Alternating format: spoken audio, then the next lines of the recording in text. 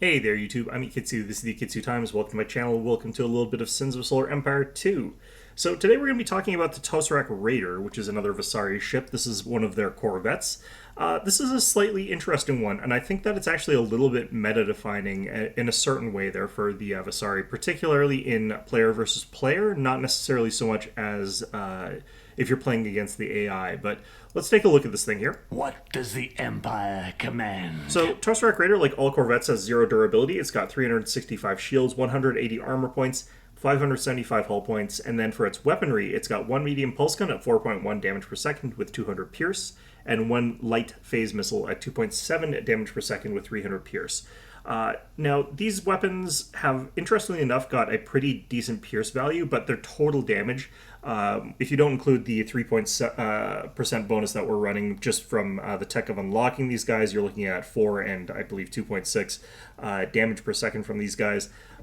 You're looking at like a 6.6, 6.5-ish damage per second value.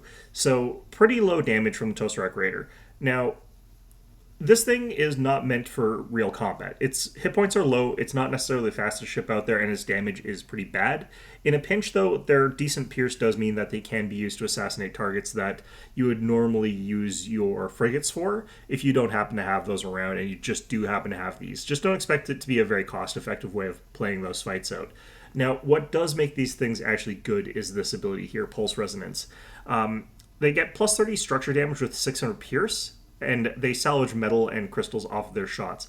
This one only does this through their pulse gun dealing damage, which if I had to check in like the files and like the wiki and all that other stuff, try and look for this data. The total damage per second increase for this is 10, meaning that they'll do an additional 10 damage per second when they fire their gun against vehicles. Now, this damage also does not scale at all, but it's still a pretty big bonus, making it so that they're dealing about 12 damage per second after everything's all said and done against a building.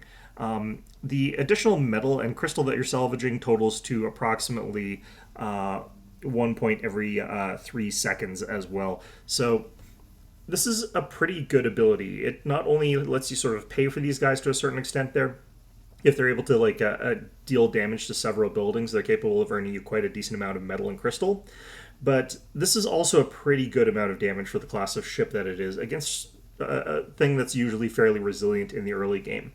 This means that what you're going to want to do with these guys is run them into the enemy base and sort of mess up a couple structures a little bit, raid them, make it so that they're forced to like pull their forces apart a little bit.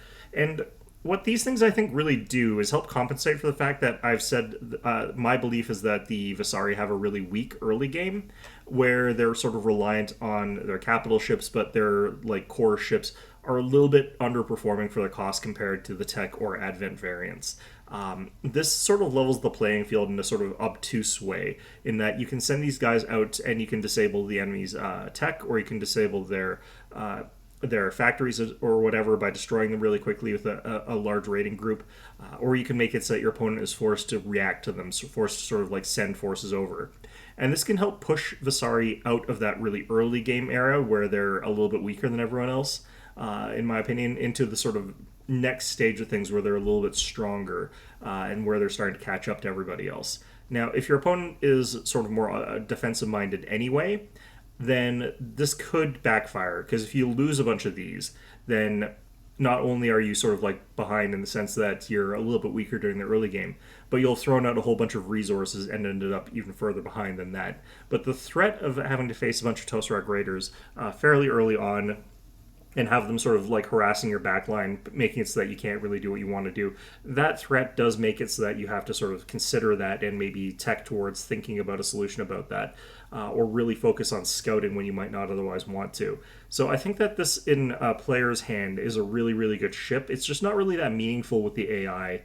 Typically, the AI is given enough bonuses that they can easily outscale you even if you're rating them. And as a result, it doesn't really matter much in that sense. And if you're playing against the AI who's playing as Vasari, they don't build very many Tosurak Raiders and they don't raid properly with them. So you don't have to defend against the AI using these. It's purely for player versus player. And I'm not super well versed, of course, in playing as Vasari. in multiplayer at all. But I do think that this is one of those ships that has a place in the meta for just shaking things up and making it so that there is a tangible early game threat that you have to sort of think about when you're playing against Visari that can help them sort of get into that sort of more mid game. So, looking at their warfare research, so as far as I can tell, things like improved pulse concentrators, the warfare upgrades, none of these bonuses increase their bonus damage.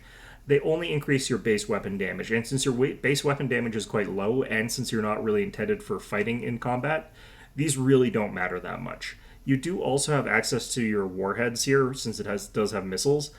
Again, I don't think that this matters tremendously. Same with the phase missile predictors. It's not really that relevant since your damage for this ship is pretty low.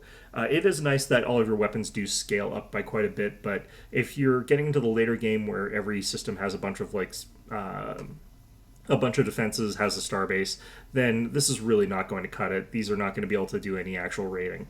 At that point, you really don't have to worry about that. So for further down, you do have access to things like the reinforced nanite conduits. These are actually quite good for this class of ship, but again, they shouldn't be getting into that real sort of combat.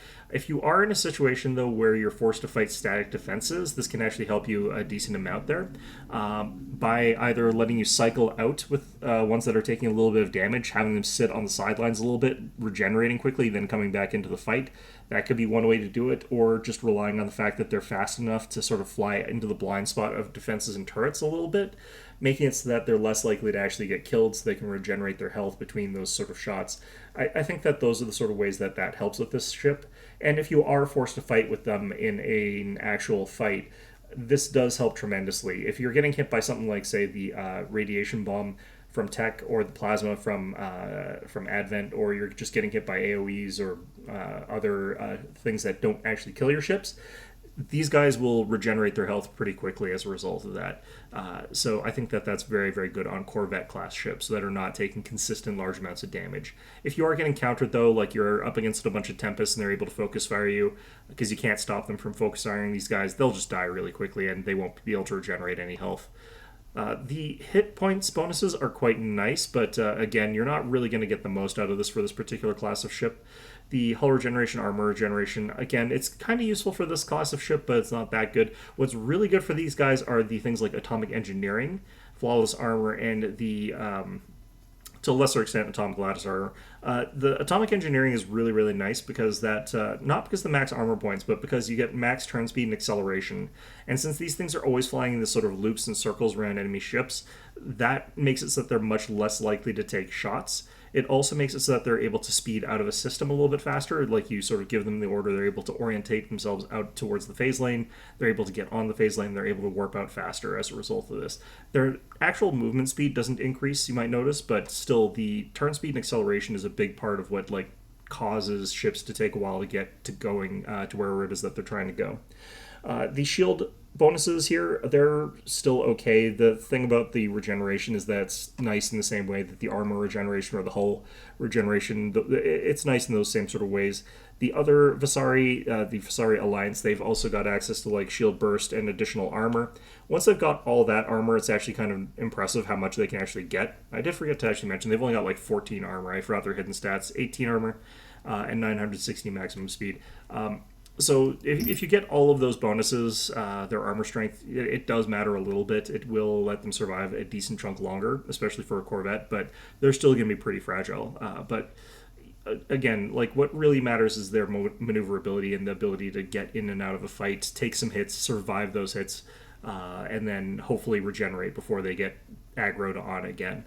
As far as other bonuses go, there is that Visari Alliance bonus to build speed, but there's really nothing else there. Now, for phase resonance, this is a situation where you may want to rush a mobility phase resonance, just at least one of them. The phase jump speed really helps with the rating potential of these guys, since they can sort of jump into the system a lot faster, because you're likely going across multiple different systems. And you may be doing that while sort of being chased. If you're able to jump 12% faster, that gives you a bit of a head start. Once you jump into that new sector, you can get across it, maybe deal some damage on the way across, and then get to the next phase lane and jump past that, getting yourself past a force that would otherwise be able to catch up to you. I wouldn't recommend necessarily going all the way up to mobility 3 just for that purpose, but being able to have like that extra mobility at phase 1 or even phase 2 potentially is really, really good for this class of ship there. Obviously, you're not going to get any bonus whatsoever from utility with these guys. And combat, you're actually not going to get the most out of this. By the time you're actually looking at like significant bonuses from combat, you're going to be looking quite a bit later into the game, and it really doesn't matter as much to have like this 1% because the structures are not necessarily going to be like, especially early game, they're not going to be right next to the phase lane. So you're going to have to travel a bit. You're going to lose some of that bonus, and then by the time you get there, you're probably going to lost enough of it that you're not going to get a humongous amount of benefit out of the combat 1 phase bonus. Same thing goes for like your phase resonance bonuses here. Like phasic strike is way too late in the tech tree for you to realistically benefit from with this particular type of unit. And certainly resonance mastery, you're not going to actually have much benefit from that. So broadly speaking, if I was going to go phase resonance for these guys, it would just be to 1 in mobility, maybe 2, helping them get across the field really, really quickly there. Yeah, so this is an interesting unit. I think that it's best in player hands. I don't think the AI has adjusted very well to it. And like you could actually just have like a small handful of these things and just throw them into your opponent's backline there, attack some of the stuff.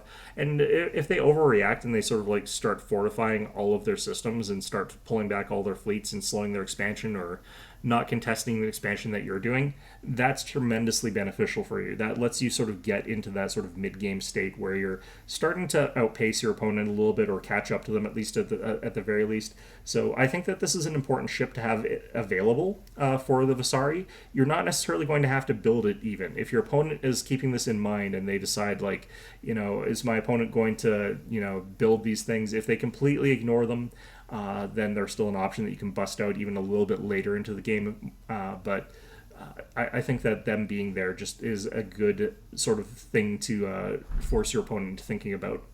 In any event, though, that's everything for today. Hope you found this one enjoyable. And of course, as always, hope to see you guys all next time.